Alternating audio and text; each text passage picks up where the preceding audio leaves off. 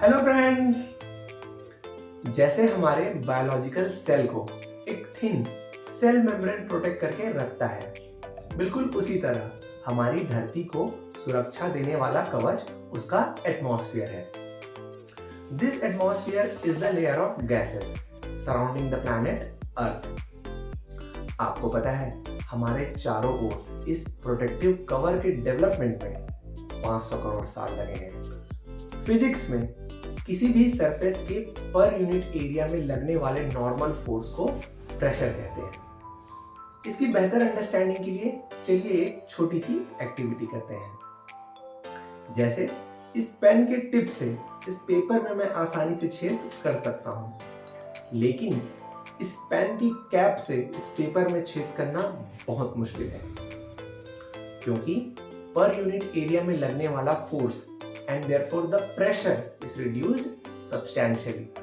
हमारे अर्थ का एटमॉस्फेयर लगभग 400 किलोमीटर ऊंचाई तक आसमान में फैला हुआ है, जिसमें nitrogen, oxygen, carbon monoxide, ozone और सभी प्रकार की गैसेस हैं, जिनकी एवरेज डेंसिटी 1.3 किलोग्राम पर क्यूबिक मीटर है।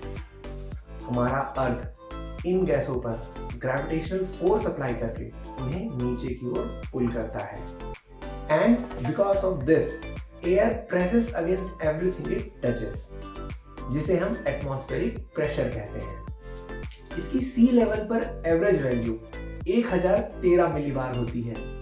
आपको पता है in hydrostatics fluids apply same pressure in all directions and it is always normal to the submerged body.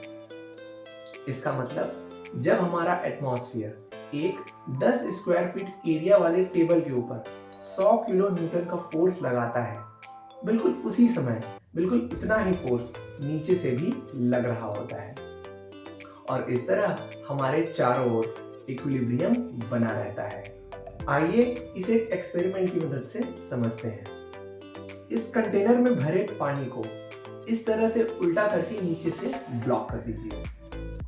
आप देख सकते हैं पानी के वजन को एटमॉस्फेरिक प्रेशर नीचे से बैलेंस कर रहा है, और जैसे ही इस पे छेद किया जाता है तो एटमॉस्फेरिक एक्सपोजर मिलते ही पानी नीचे गिर जाता है। जैसा कि हम जानते हैं प्लांट्स और एनिमल्स में होने वाले सभी बायोलॉजिकल प्रोसेसेस को fluids which are blood and air mediate करते हैं। ये फ्लूइड्स हमारी बॉडी में भी इंटरनल प्रेशर अप्लाई करके एटमॉस्फेयर से लगने वाले प्रेशर को बैलेंस करते हैं। एटमॉस्फेरिक प्रेशर हमारे लंग्स को कॉन्ट्रैक्ट और रिलैक्स करने में मदद करता है। That way it plays an important role in our respiratory system. आपको पता है एटमॉस्फेरिक प्रेशर के कारण पानी हमारी धरती में स्टोर्ड रहती है, और जिसके कारण survival of life is possible on earth.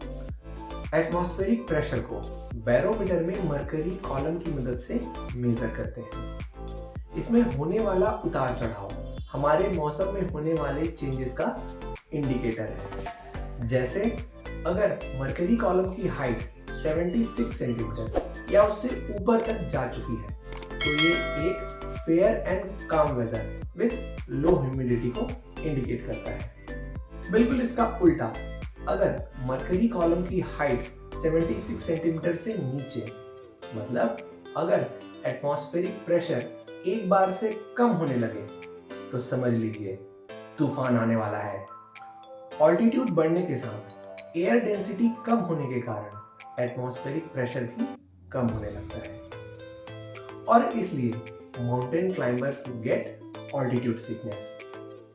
For the same reason aeroplanes के अंदर भी उड़ान के दौरान पैसेंजर्स को कंफर्टेबल रखने के लिए आर्टिफिशियल प्रेशर मेंटेन किया जाता है। मेरा मानना है we can create an atmosphere जिसमें हम साइंटिफिक टेम्परामेंट को प्रमोट करके हमारे प्रतिभाशाली बच्चों के लिए एक स्ट्रॉन्ग फाउंडेशन तैयार कर सकते हैं।